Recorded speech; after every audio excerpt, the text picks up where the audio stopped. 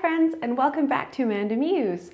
Last week, I had thrown a prompt over on Snapchat and asked you guys if you had any burning questions, and you had a few, so that was really fun. But I realized that not all of you are on Snapchat because it can be overwhelming to take on a new app, although can I just tell you, once you get the hang of Snapchat, it's super easy, so just saying.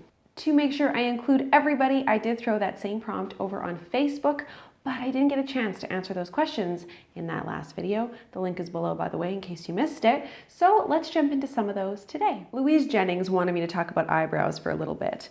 And if I had a tutorial, which I do, it's an old tutorial, but I will link it below. And I think that the trick for eyebrows, at least in my books, is just leave them alone. I love Lisa Eldridge. You can find her here on YouTube. She is an exceptional makeup artist, in my opinion. And one thing that she often says about eyebrows is like, don't touch them. Don't mess with them, just let them do their thing and fill them in where you need to fill them in. And I'm all about big brows. So honestly, I barely touch my eyebrows. Occasionally, I will tweeze any like randoms in here, but that's about it. Kate Orr was asking, what are my discipline strategies for Jack? Lately, he's been into biting and pulling and scratching his sister, and all I do is I address it right when it happens because he's little and he's gonna forget what he did in a couple of minutes.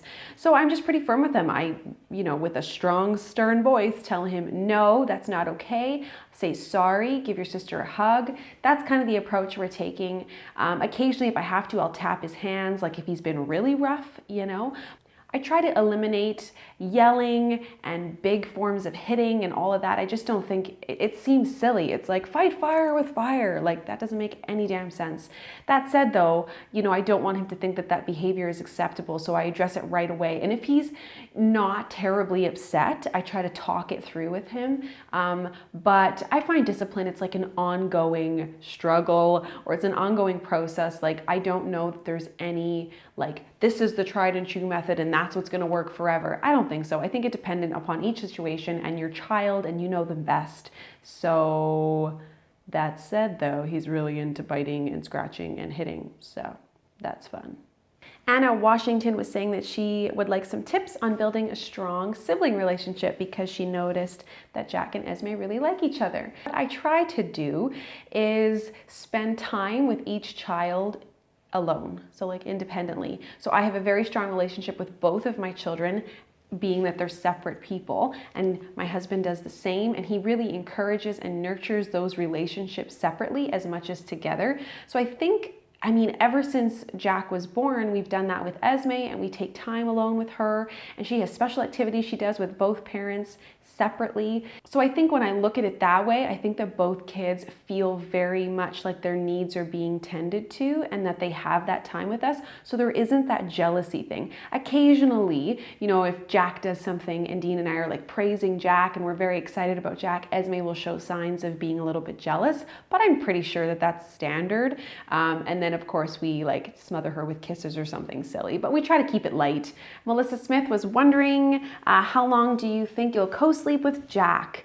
This is on my mind a lot, only because we're just figuring out the dynamics of the bedrooms and where everyone's going to be sleeping. But to be honest, I'm not in a rush to finish breastfeeding. And for me, breastfeeding and co-sleeping go hand in hand. I don't really see an end in sight right now.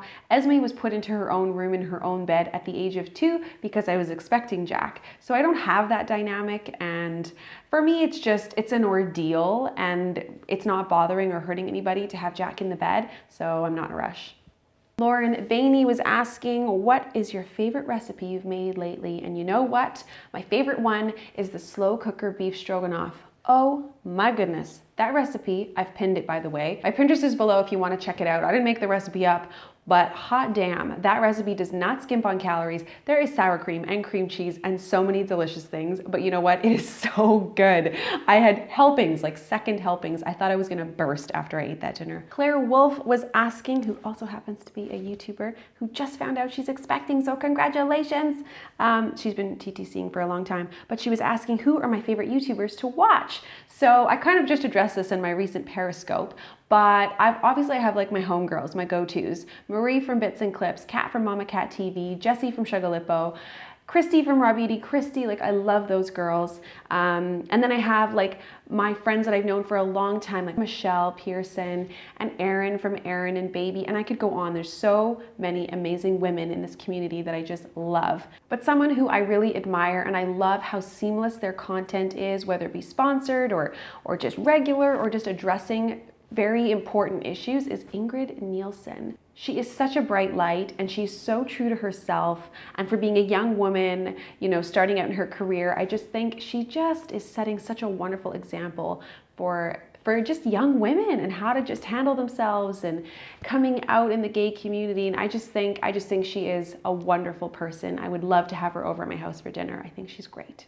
Like many other YouTubers, I think it's safe to say I probably am creating more than I get to watch, but I do love YouTube. And whenever I get a free chance, I'm always on there sneaking videos in and trying to keep up with my friends and catch all the latest business and hear what's trending and all of that.